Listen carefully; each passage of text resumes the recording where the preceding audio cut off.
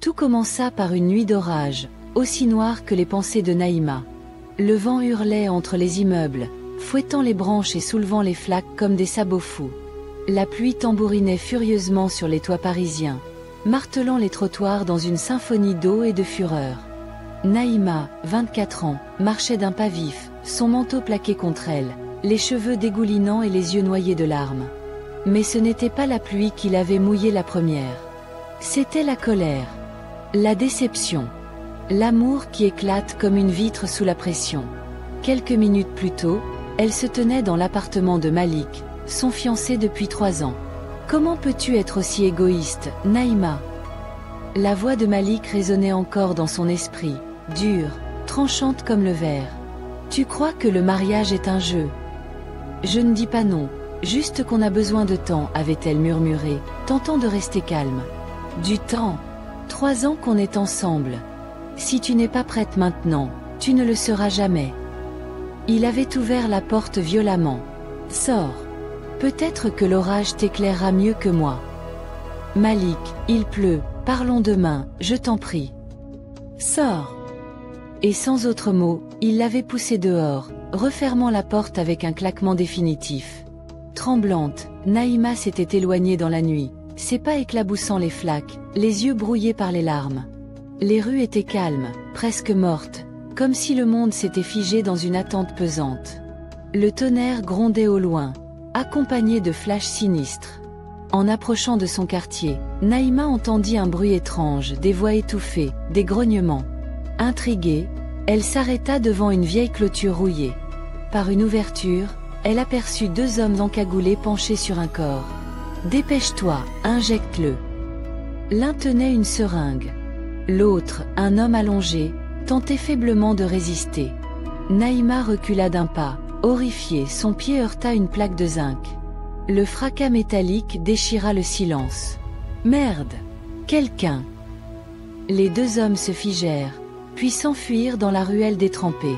Le cœur battant, Naïma courut vers l'homme au sol. Il saignait de la tempe, sa chemise blanche déchirée, ses bras marqués d'ecchymose. Pourtant, même dans la douleur, son visage dégageait une beauté saisissante, mâchoire carrée, lèvres pleines, cheveux noirs plaqués par la pluie. Elle se pencha, posa ses mains tremblantes sur son torse. « Monsieur, monsieur, vous m'entendez ?» Il ouvrit les yeux, à peine, et articula d'une voix rauque. « Tu es un ange. »« Non. Mais je vais t'aider. » Naïma resta agenouillée sous la pluie battante, ignorant le froid et la boue qui s'infiltraient dans ses vêtements. Son seul souci était l'homme allongé devant elle. Il haletait, le regard trouble, ses doigts s'agrippant faiblement à sa manche comme s'il redoutait qu'elle disparaisse. « Reste avec moi, ne dors pas, d'accord ?» Ses yeux bruns scrutèrent le visage marqué du blessé. Il avait une 20aine d'années à peine, peut-être un peu plus, mais la douleur le vieillissait. Naïma sortit son téléphone, main tremblante, et composa le numéro des urgences. « Oui, bonsoir, un homme a été agressé. Rue Molière, à côté du parc. Il est inconscient. Il saigne beaucoup. Je reste avec lui. » Pendant l'attente, elle enleva sa veste trempée et la plaça sous sa tête. « Tu vas t'en sortir. C'est fini. Ils sont partis. » Quelques minutes plus tard, les sirènes brisèrent le silence de la rue. Des lumières bleues clignotèrent sur les murs trempés. Les secouristes, emmitouflés et efficaces, prirent le relais.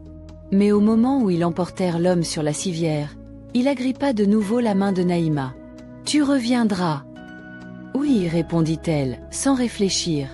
Et elle le pensait. Révélation. 2 jours plus tard, elle se retrouva à l'hôpital Saint-Vincent.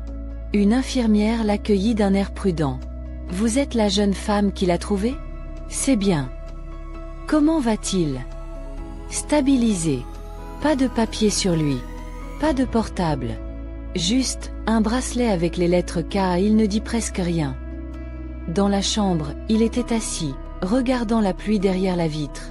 Il tourna la tête en la voyant. « Je savais que tu viendrais. »« Qui êtes-vous ?»« Cassim. Cassim Ayou. Et ce que tu as vu cette nuit, ce n'était pas une simple agression. » Son regard s'assombrit. « Ils m'ont injecté quelque chose. J'étais en mission. Une mission. Il hésita, puis reprit. Je suis journaliste d'investigation. Je travaille sur un réseau de trafic de substances expérimentales. Ce que ces hommes testent, c'est plus dangereux que tu ne peux l'imaginer. Naïma sentit un frisson remonter le long de son échine. Sans le savoir, elle venait de mettre un pied dans un monde bien plus vaste et sombre. Pourquoi ne pas aller voir la police ? Parce que je ne sais pas à qui je peux faire confiance. Un silence. Puis, mais toi, tu es resté. Tu m'as sauvé. J'ai besoin de toi. Naïma rentra chez elle ce soir-là avec le cœur en ébullition. Comment avait-elle pu, en une seule nuit, passer d'une rupture amère à une affaire si dangereuse qu'elle en sentait encore les échos dans ses os? Kassim, ce nom, ce regard. Quelque chose chez lui éveillait plus que de la compassion. C'était de l'instinct, de la connexion brute. Le lendemain, elle retourna à l'hôpital. Cette fois, il l'attendait, assis au bord de son lit, plus alerte. Ils savent que je suis vivant. Et s'ils te trouvent? Je n'ai rien vu, juste toi, blessé. C'est suffisant. Tu étais là. Et eux, ils ne laissent jamais de témoins. Naïma blêmit. Mais au lieu de fuir, elle s'assit près de lui. Alors explique-moi tout. Depuis le début. Kassim parla pendant 1 heure. D'un laboratoire pharmaceutique secret basé en périphérie de la ville.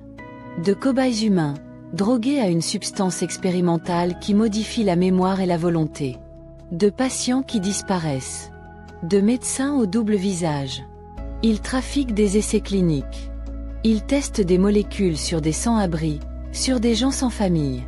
J'ai infiltré l'un de leurs entrepôts. Ils m'ont tué. Mais j'avais des preuves sur moi. Cachées dans ma montre.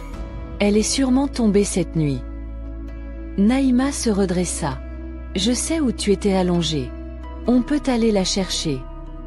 Tu ne te rends pas compte, tu mets ta vie en danger. Elle le fixa droit dans les yeux. Tu es seule. Tu n'as personne. Moi non plus, plus maintenant. Le silence les enveloppa. Le genre de silence chargé de sens, d'aveux inavoués.